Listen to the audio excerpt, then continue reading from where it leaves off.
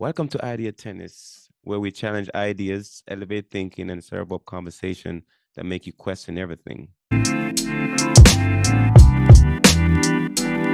Don't make yourself smaller than what you are to make someone else feel better about themselves. Don't compromise your standard of excellence in the work that you produce.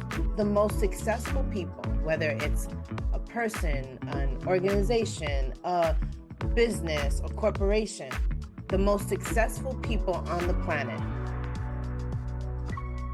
all provide a service or a product that helps people. The thing that will make you successful is the thing that you gotta repeat over and over for it. But it create a consistency, and if people see you showing up over and over doing the same thing, they're like, I can trust this person. Success is not owned, it's leased. You gotta pay the rent every single day. Every single day. Consistency, routine, determination. Are you a person that focuses in on the challenge, or are you the person that focuses in on the solution? Are you a problem solver, or are you focused in on being stuck, all the reasons why not? How you view life determines how you view all the things around you. Here's a question for the folks that are listening and for you as well, because I know you got some thoughts on this, but at the end of the day, how do we honor other people's feelings? Because realize that everybody got their own meaning. I mean, because all of us, we call a tree, but a tree means different things to other people because we got to give it meaning. All of us get up every day and we give the things we experience meaning. And that meaning creates different feeling. And that emotion shows up. So then how do we honor people's emotion in the moments when they create their own meaning? Because it might not be the same as ours. And we're like, oh, that's stupid. My data point gives me a different meaning on this thing. Well, you got to listen. Let me share what I'm thinking. But a lot of times that doesn't happen in relationship, in business, so forth and so on. People don't honor other people's feeling because they're like, oh, you're too emotional. I'm going to say that how people view a tree could absolutely be different. We all see physically the same thing, right? The trunk of the tree, maybe the tree has leaves on it, but what people perceive and the emotion that resonates when they see that tree is different. Maybe you see the tree and you automatically think wood. Maybe you think fire. Maybe you think a home. Maybe you think of shade. The leaves give you shade. Maybe you think about growth. Maybe you think about legacy and roots. How everyone sees that tree, although they're seeing the same exact physical thing, is different. Again, resonating with the person's past experiences, their emotions, their needs and desires also determine how they see things. I think that we've been working on this framework and we've decided that we're going to create a mini series and staying in alignment with the goals we've set. We have an audience and we want to be able to create inspiring, thought-provoking, challenging growth conversations for our audience.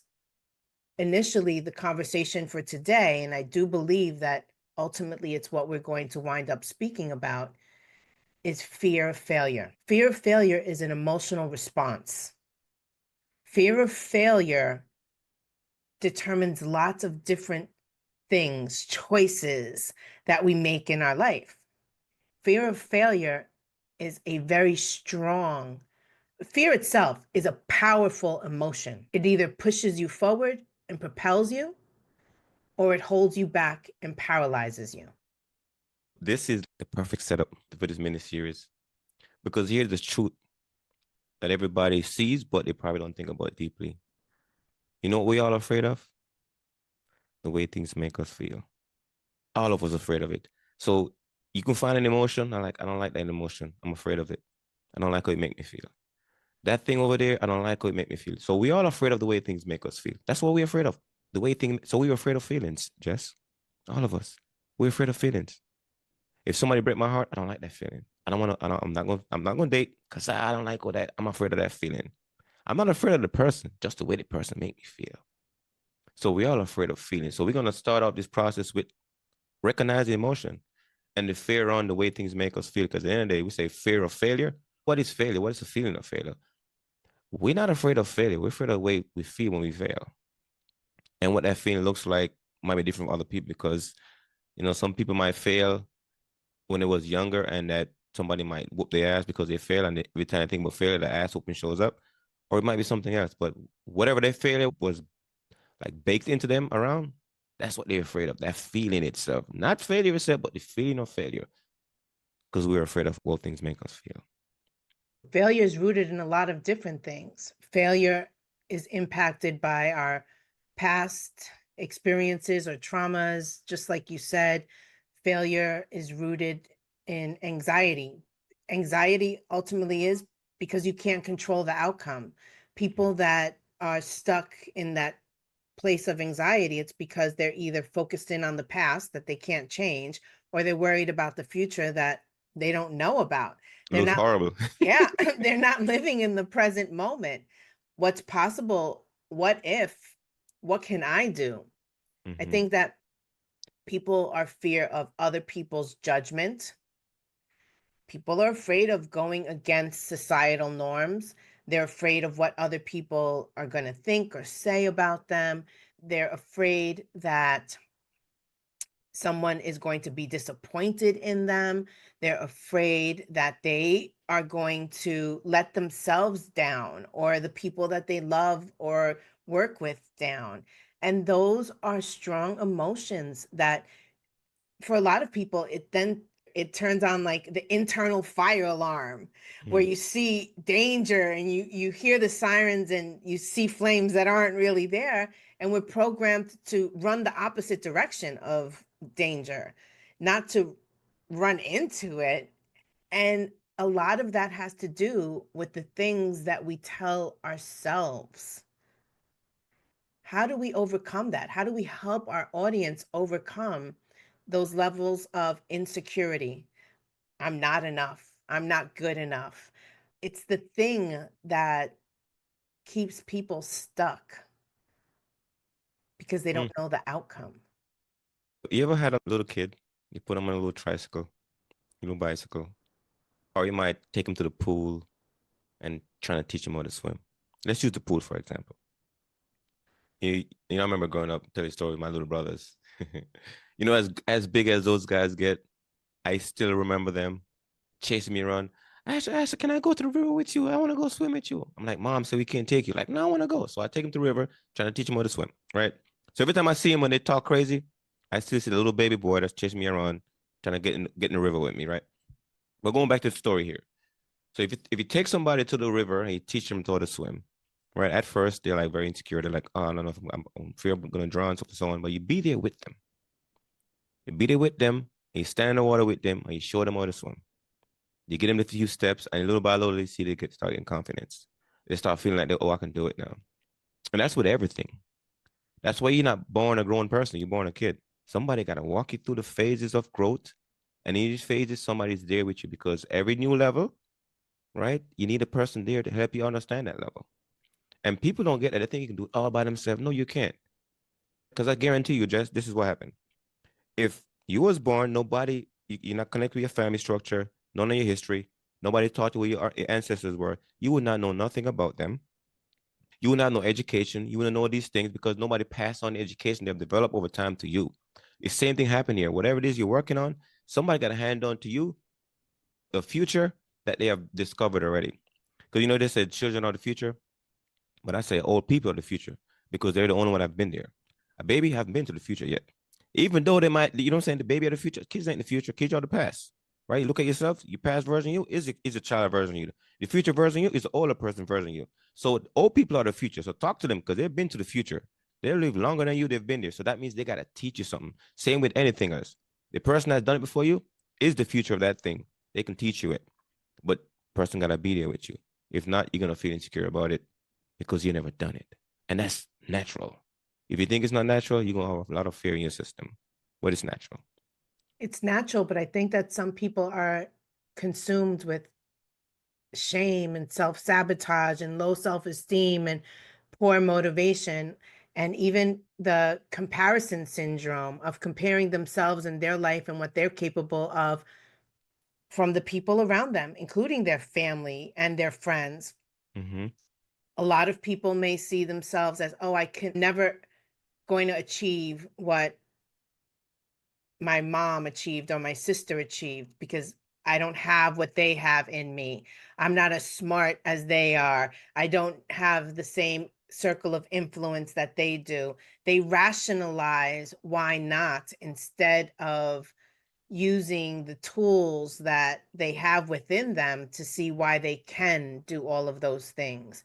When you focus in on the negative aspects of what you lack, it's almost as if you are programming your brain for that failure.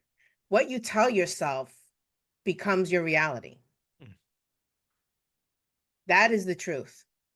If you look at yourself every day in the mirror and you tell yourself, I am not enough, I am not smart, I don't have what it takes to succeed, I don't have friends, no one wants to be with me, I'm never going to get a promotion or start a business. If you say that to yourself every single day, guess what your life is going to look like?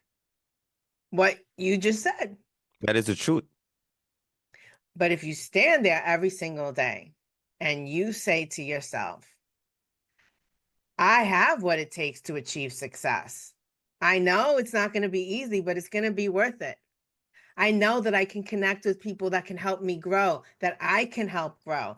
I know that without a strong positive mindset and focusing in on the solutions to the problems, I can never overcome the obstacles. So I am programming my mind for becoming that solutionist, for seeing the good in all things, because even at our worst moments in life, something good is in that same frame of a picture. But we have to be willing and wanting to see it. Mm. And here's a challenge. I'm gonna type Dan Sullivan quote in here, which says your eyes only see and ears only hear what your brain is looking for. And that is like every time I think about that, I know that's 100% true because what you say is what you see. And if you're saying these things, you're gonna see them because how is she gonna look for how is she gonna recognize something unless you speak meaning to it? Because we're a meaning making machine. So when people start talking themselves a certain way and the language is speaking themselves, which goes back to another quote I'm gonna share right here by Desmond Tutu. It says, language is very powerful. Language does not just describe reality, language creates the reality it describes. So you're going to describe your own reality, and that's what you're going to experience, regardless of what people might tell you based on what your narrative. That's what you're going to experience because you're creating it. And I can't make up the meaning for you, Jess. You got to make your own meaning for you because whatever I tell you, it's got to go filter through your 5 cent perception, and your data is different from mine. That means your experience is going to be completely different. Doesn't matter what I say. So I would encourage people to start writing out or formulating things they want to experience because that's what their brain is looking for. And your brain only gonna find what you have it look for. That's why I started making big dreams. Because I'm like, if I make small one, Jess, it's gonna find a small one. So might as well make it big. And then start looking for those evidence because it's gonna look for the evidence. If you think about your life, just gonna do a self-assessment, you're gonna realize that you only recognize the thing that you've been looking for. Like if you want to search for a reference, you're gonna find it to justify the thing that you like writing a paper, same thing. Oh, this is my argument. I need some reference. I need some peer review articles. You're gonna find them to justify your case. It's out there, both the good one and the bad one. But you got a program brain to look for the things you want to find. If not, because you're gonna find it. Are you programming your brain to believe face everything and rise or fear everything and run? Mm. Are you powerful enough in your This mindset? track star, Jess. Come on, they're gonna run. Yes. Are you powerful enough to turn the table on fear instead of thinking about all the reasons why something won't work out, can't work out? What if it does work out? Mm. Turn the table is a conscious decision. What if my wildest dreams came true? What would my life look like? What if I failed my way to success? What if from every obstacle, every perceived failure, I just grew in my mindset. I learned how to be better, do better, how to help other people, how to share my lessons so that they become blessings with others. Mm-hmm. But that's a choice. I'm gonna drop this framework on the folks that are listening, and because it's gonna be what the mini series kind of built around. We have what we call the 5 P's in this framework. We have the principle, and we talk about failure today, fear and failure. We're gonna capture this one, Jess. Are you cool with that? Yep, I'm I'm cool with cool with that. that. Okay. Okay. So the framework is we call it the 5 P's, and the 5 P's. We're talking about principles, and failure is a requirement for success, not the opposite of it, right? And we also look for patterns. You're gonna get these P's baked into your brain by the time you finish this mini series that you start looking at life and you start seeing them. So patterns: over planning, indecision, waiting for the perfect moment, avoiding feedback. You can recognize those patterns in your life. You're looking at failure. Promise. This is the promise. Learning through failure builds resilience and speed up success. That's the promise. If you stick to this, that's the promise. Prediction: if you embrace failure, you will iterate faster, grow more confident, and achieve success sooner. And the last one, we got purpose. Shift your definition of failure, take imperfect action, and set failure challenge. Do one thing imperfectly today. So when you think about the 5 P's, Jess, we're gonna bake this into the audience mind so they understand when they're looking at their entire life. We're gonna let the 5 P shows up. And we start recognizing them, life become a lot more easy because we talk about framework. This is a framework that can make life very simple, very easy to navigate. What are your thoughts? I think it makes a lot of sense when you think about, let's say, perfectionism. In this conversation, perfect is paralyzing for most people. How many perfect people do you actually know? I don't think I know any. I say I'm perfectly imperfect. That's the only perfect part of me, that I am imperfect and that I embrace being imperfect. And when you're thinking about taking action or you're doing something, and here we're going to use the example of building a business. Maybe you're the first person in your circle to actually step outside of the box and do something different. To start a business that maybe you weren't looking for, that you didn't really know how to start, that you really hadn't planned it. But the way life happened and the universe conspired for you, you started a business.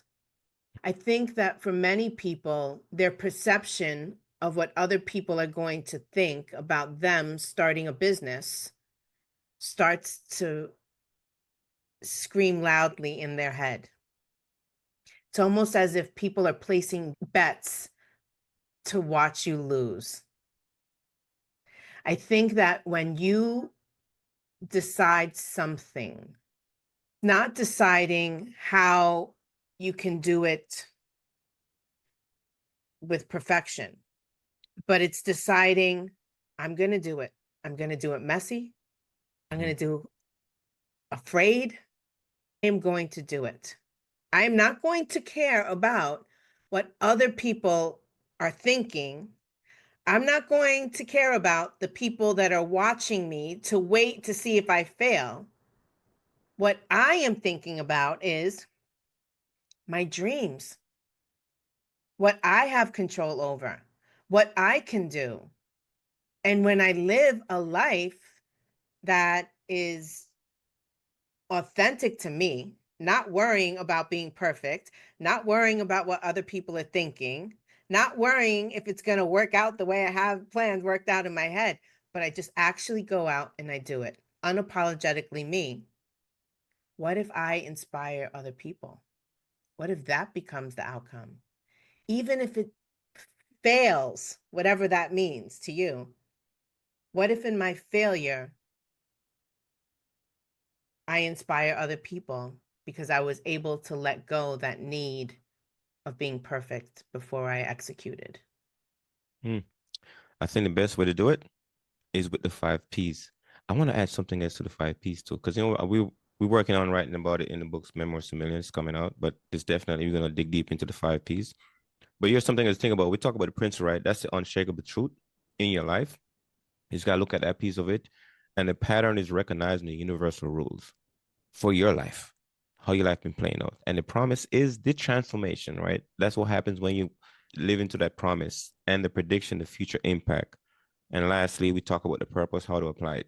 So if you think about what just talk about the perfect route or the imperfection, just gotta recognize those things in your life. So add the 5 P's to your life, and we're gonna have a good time talking about it. So the mini series coming out soon. It's gonna be the podcast mini series, and yeah. Just how is your program going? Your 12-week program, the Hustle with Heart program. How's that going for you? It is, I'm going to say this. We plan and life happens, right? I think that before I used to be in that place of wanting to control the outcome, wanting to determine how things were going to roll out in the world. And I realized that when I released that sense of needing to control everything, that it works out exactly as God intended it to. It has become, I mentioned this earlier when I first spoke about the program, it was a labor of love. I didn't realize how much it was going to push me to limits that I had never reached before. It's pushing me to learn and do things in a way that I honestly had no desire in wanting to do. But I think that that's part of growth. And it's why I share with the audience, when you have a dream and you have a goal that you set for yourself, don't focus in on the outcome. Focus in on what you have control over, The release input. the things that you don't have control over. I'm also going to say, lean on your circle. You know, we should all have inner circle, almost like a board of directors, thinking of ourselves as a corporation and the people that we rely on to help give us guidance, to help us troubleshoot the problems. And I've been blessed to be able to say I have that board of directors that helps keep me focused on the things that actually matter. Because sometimes we all, including me, focus on one thing, one particular thing.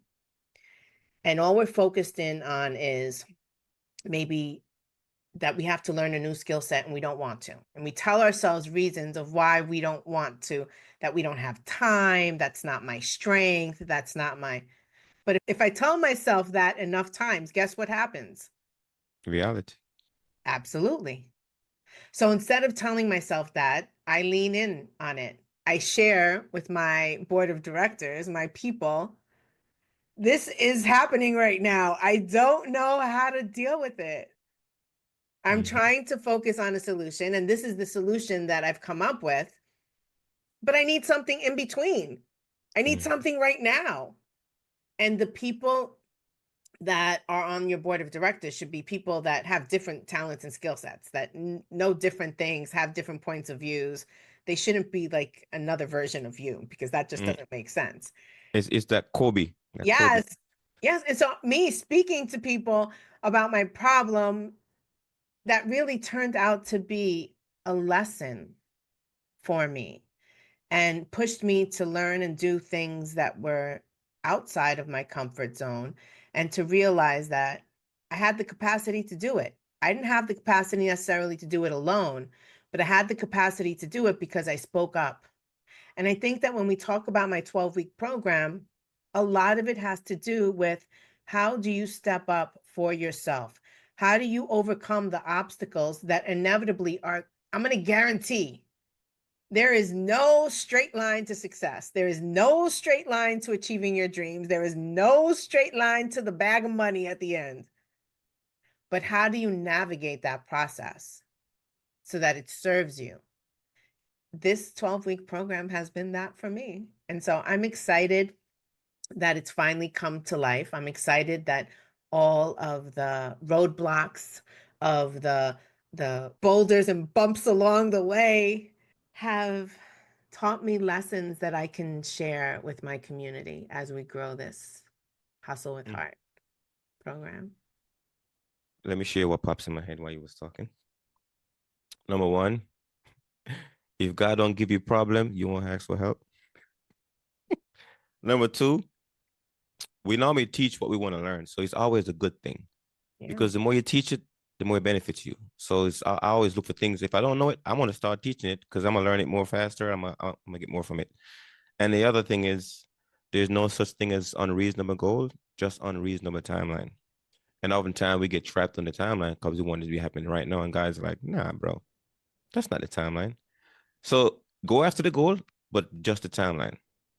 And I learned that. I had to learn that because by yourself, you might be able to do something at a certain timeline.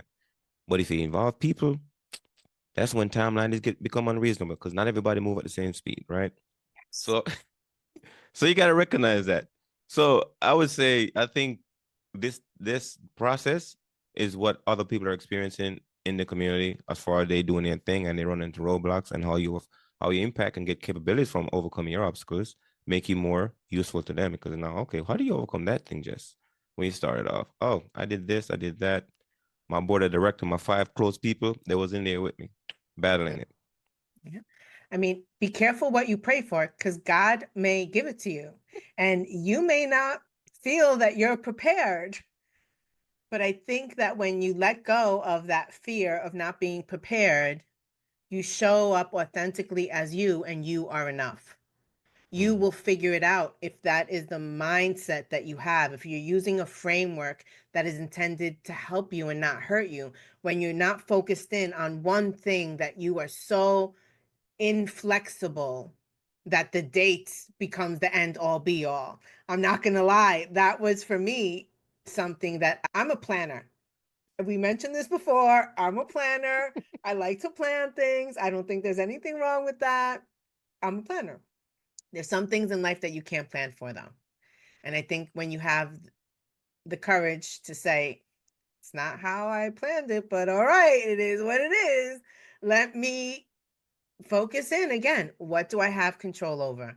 What do I have the capacity and capability to do that's going to get me closer to where I want to be? I think that when we see success, success looks different to so many people.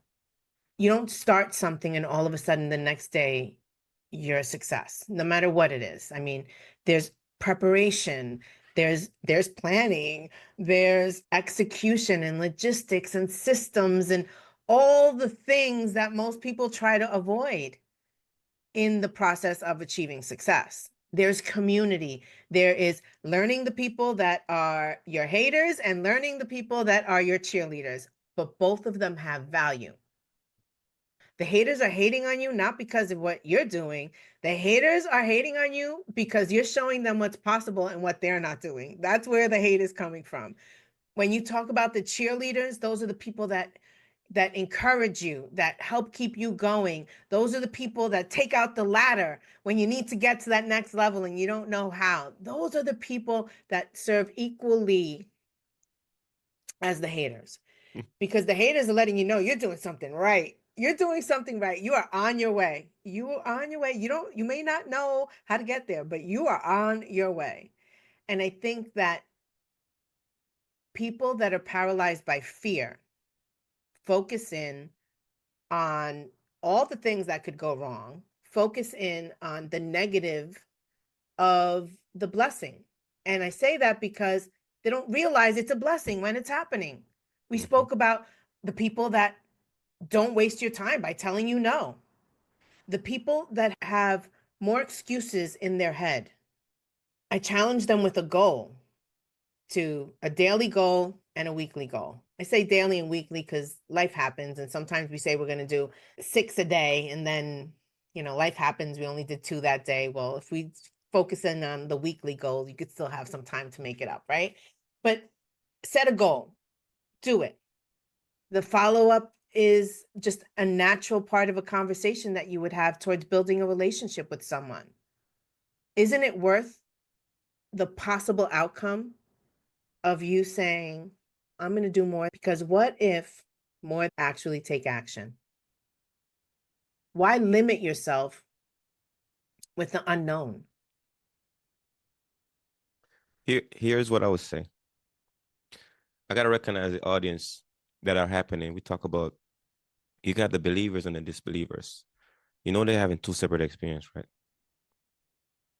So if I'm giving a speech, I'm giving a talk, I'm addressing a group of people. Are the people that believe and the people that don't believe. They're having two separate experiences. But you got to recognize the two. What is the experience of the person that doesn't believe? What experience are they having? Because the stuff is not clicking for them. We got to figure out what is their experience like, and maybe address that one. And you also are the people that believe what their experience like, because they have two separate experiences. And until that thing clicks, then we are blind to the experience of the unbeliever. They need the 4 C's framework. That's what they need. Four Mm-hmm. C's, right? That framework: courage, commitment, capabilities, and confidence. Commitment comes first. Yeah, commitment Commitment and comes first. courage. Yeah. Mm-hmm. Yeah. But I'm going to say courage requires you doing it even if you're afraid. Mm-hmm. That's part of courage, right? It's the absence of confidence. Yes. It's not about it's going to all work out the way I expect it to. No. But your commitment to what it is that you want, the goals, the dreams, the success, that outweighs the what if. Mm. And again, that whole turning the tables. What if I do send it to 10 people and all 10 people respond? Oh my goodness. Right? Or what if I send it out to all 10 people and no one responds? Oh my goodness. Those are not my 10 people. Right? So looking through the lens of how and where is the good in this experience determines how you see the experience. What are you capable of doing? Can you fail your way to success? That's the only way. Success. Yes, but not everyone sees that. All they feel is, I suck. I'm going to give you as an example, Mr. Asher. I don't think you always were a public speaker.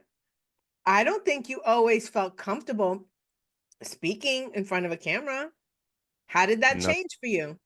practice. Doing. But I had to turn off. I had to switch mind frame too. Like this is a good example actually, because if me and you sitting at the dinner table, we talking just like anybody, right?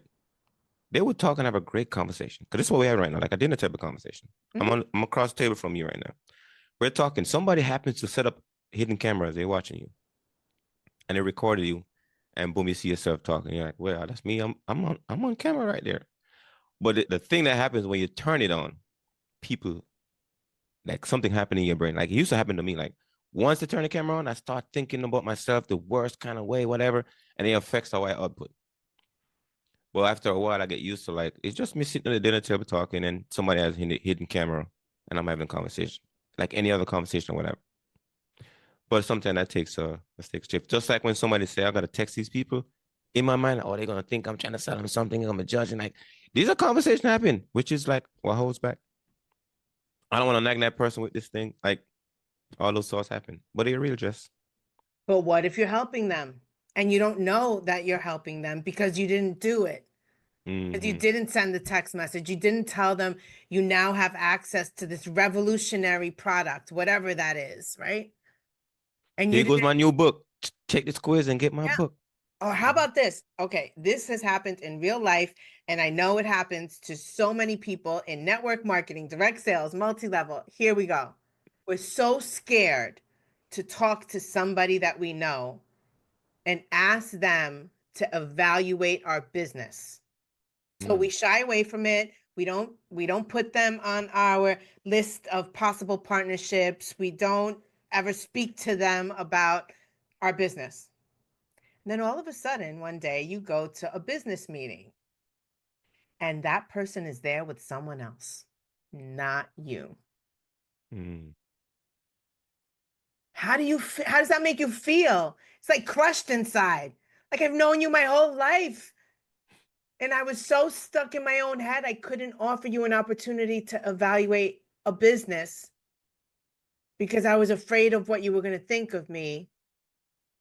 But this person that maybe is your coworker that you've known for the last 6 months was fearless and felt like they had nothing to lose and asked you to come to a business presentation. And now you're here with them and not with me, and you've known me your whole life.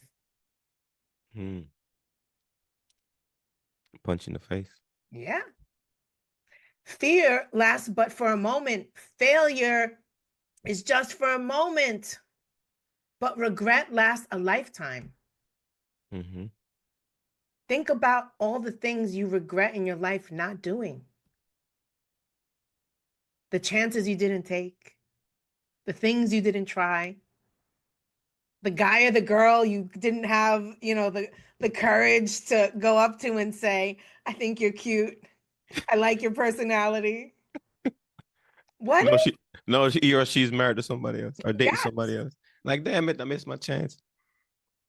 So it's, the things that we tell ourselves in our head are just that, excuses. And the excuses don't validate why we're not taking the action. They don't validate the decision that we're making. They just validate that we're frozen in fear. And that doesn't serve anyone. But I'm a disbeliever, Jess. So whatever you're saying doesn't make sense to me. Because that's a choice that you're making. As easily as it is for you to make that choice, it is for you to make a different choice. Mm.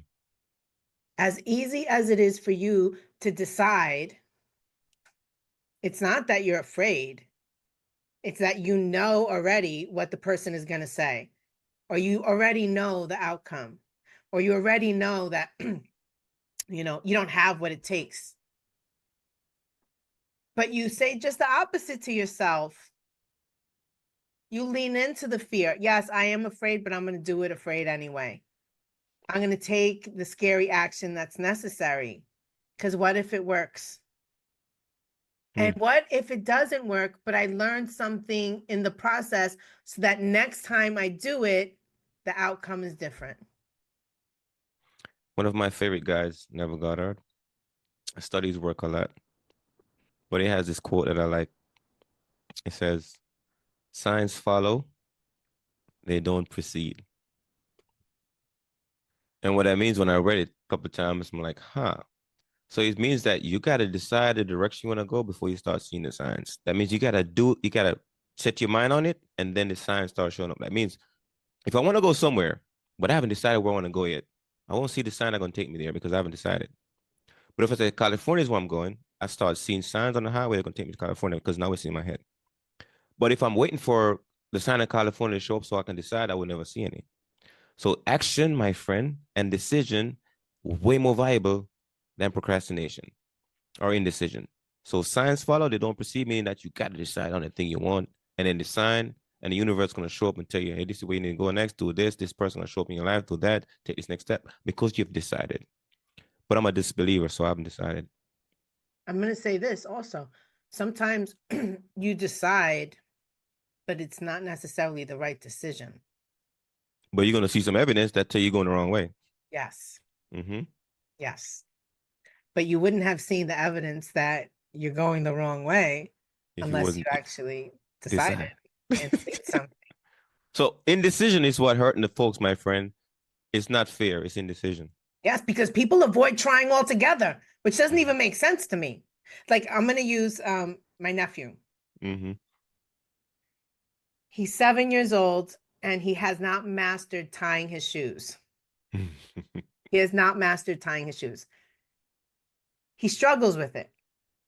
He doesn't practice enough. He relies on the things that help him not have to tie his shoes. So, what are those things? Shoes that have like Velcro that don't have laces, those are his favorite, right? Or how about, Shortcuts. yes, or how about my sister will tie his shoe in the morning and maybe make a double knot. And when he needs to take the shoe off, instead of untying the shoe, he'll like slip his foot out. And then when he needs to put the shoe back on, he slips his foot back in. It doesn't change the fact that he needs to learn how to tie his shoe. That man gonna be a genius. He knows shortcuts. Yes, he does. He really is. It doesn't change the fact, though, he still needs to learn how to tie the shoes. You could find all the hacks in the world to keep the shoes tied, but you still need to learn how to tie the shoe. He's gonna be a, he's gonna be a grown man. Like, bro, what you gonna do? Or how to tie a tie. I can't even imagine when we get to the stage in life of having to tie a tie. He's going to buy one of those clip ties. I don't know. But it doesn't change the fact that we still have to do these things. What he's gonna do is what I used to do back in the day, right? Before I learned on the tag, because in the military, I used to like, you know what I'm saying, take it off my head, then put it back on, and you know. That's the whole thing with the shoelace. He's gonna do, I have no doubt he's gonna do the same thing. Don't worry about that. But it doesn't change the fact he still needs to learn these things. Even if Before I learned the tag, that was my way. I was like, oh man, I don't know how to do it, but I loosened it up long enough to get over my head. Put it back and then on. what happened the day that somebody gave you just the tie undone? I'm panicking. I gotta get somebody to learn the time and time. Yeah. Yeah, I know. So it doesn't change the inevitable. You still need to learn it. You still need to do it. You may prolong the process of it, but it doesn't change that it's still required. You need to learn. You need to practice. You need to put in the effort. You need to, sometimes we need to research things, sometimes whatever it is, but we still need to do it. And avoidance isn't going to change that. It holds us back. And I think we probably need to start wrapping up. I probably went a little over in this conversation, but I think that it's it's turning the tables on fear. It's realizing that the way you rationalize being paralyzed in fear, you can also rationalize taking action. And so what if instead of fearing failure, you embraced it? What if instead of doubting yourself, you actually bet on yourself, you believe in yourself, you start talking good things to yourself? Instead of waiting, you just did. You started where you are with what you have and not waiting for the perfect anything. And the truth of the matter is, the only thing that stands between you and success is the story you tell yourself in your head. So, what is the narrative that you're telling yourself of all the reasons why you need to turn the table on fear and have more faith, more resilience, and more belief in what you have the ability to do and what you are capable of than what anyone else thinks about you? Here's my solution for the folks that are in that boat. I would say find somebody and do it with. Yes. Because doing fear alone is a very hard message for people to accept. And I learned this first time being in the military. Like tell people to do stuff on you when you go in there with them and do it, they're gonna do it. I remember growing up back in Jamaica before we had like light in the house and street light, whatever. It was completely dark. I used to be afraid, like it was like, oh, I should go to this place and it's dark outside. I'm like, I'm not going. It's dark out there, right? I'm scared. But you know, one of my older siblings, like, okay, they come with you in the dark. I'm no longer afraid because somebody's walking me in the dark. And that's the reality of a lot of people. Fear is dark. It's that darkness. And the best way to do it is go sit with somebody and do it. So if you're afraid of something, just find somebody that can do it with you. And that's the easiest way out of you get it done. You be like, man, because what happened, right? When you fail by yourself, it's really bad. But when you fail with other people, it's not so bad. So most people rather fail with other people than fail by themselves. And I saw that firsthand in the military. As a team, we fail. Yeah, it's a team. It's a team stress. It's not me looking like I need it by myself, failing. But I'm failing as a team. I'm okay with that. So find a team to fail with. I mean, successful people aren't born different than you or me. They just decided that failure wasn't the end. It was a stepping stone to where they wanted to be. That if they got knocked down 7 times, they were getting up the 8th time. That staying down was never an option. I think that that is the thing we all need to tell ourselves. Success is failing many times, but not choosing that failure to define us, to become us, to having enough reasons why our dreams matter, our goals matter, to get up every time. All right, Asher, where can people find you? LifeChangingWisdom.com website. Asher Wright on all the social media platform. And now guess what? Idea 10 is on all the platform. We on YouTube, but we also on your audio platform as well. So you can find us there. All the episodes are there. And definitely I got some books out there. If you're looking for my books, I got one book called Turning Traumas into Treasure, but it's under my name, Asher AW. That's my pen name. That's what I started with. Focus on Your Path is a guided journal. I have another book called Two Suitcases to Success. That's a lot of story about my journey. And then Dare to Ignite Your Dreams is my last book. But with me and Jess working on a new book coming out. It's called Memoirs to Millions coming out. We're gonna push for April. That's right, Jess. You hold my feet to the fire for April. April 27th. We're announcing it to the world right now. April 27th. Okay, so yeah, I gotta make sure the that I book. meet that. I meet that. Yes. So and Yes. that's what we talk about, that 5 P's. A lot of that's gonna be in there in that book as well. Along with the two type framework. That's an interesting framework. You're gonna learn about that. But we're building ways to help people think differently, because a lot of your issues come from how you process data. And we are down a lot of data every day, and we don't know how to store it, how to filter it, and framework help you filter it so you can remember it and use it. And without frameworks, you're gonna have a lot of stuff that you don't know how to make sense of. So I study a lot of people. That's why I read a lot of books. I'm on 800 plus books since I started in 2016, right? And I study other people's framework because I understand how they process data and how they take data and turn it into a story, and they need frameworks for it. So I start using those things in my own life. So you can use it in your own life too, because your story is an emotional one. And in order for you to connect with people, you gotta make it make sense. You need some logic, you need some urgency to it as well. But all that stuff makes sense. So the books are coming, the programs are out there, and Memoirs to Millions is also the community I'm building right now. It's a program I'm building for me to help immigrants, veterans, and entrepreneurs write their memoirs, put the story out there. So if you're interested in that, give me a buzz. This is our CNN right now. This is Idea Tennis. This is our CNN. We're gonna broadcast the things we're doing, the things we're working on, the people we want to engage with, and this is our place for to tell you what's going on in our world. And if you want to connect, don't be shy. Hit us up and subscribe and like. Yes, and share.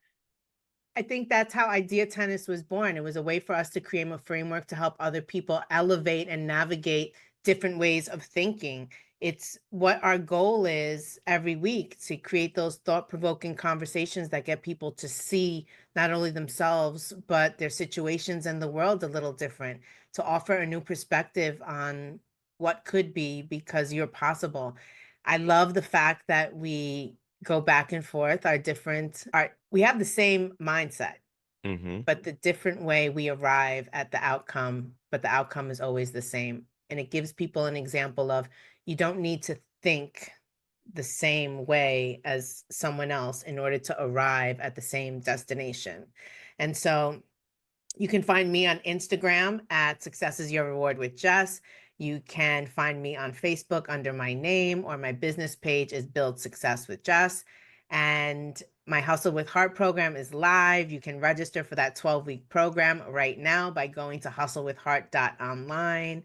Being able to create community is the ultimate goal for both Asher and myself, whether it is our Hustle with Heart community, our Memoirs to Millions community, or our Idea Tennis community. We want to hear what you think. We want to hear what you like. We want to hear what you want to hear more of us on Idea Tennis. So with that being said, have a blessed week. Just before you go, you said something, but we got two different mindset. I think I got the sunrise mindset. I think you might have the sunset mindset, or maybe the other way around. We're gonna figure that out. But yeah, I like that. Yes. Yes. All right, folks, make it an utterly Perfect day. fantastic day.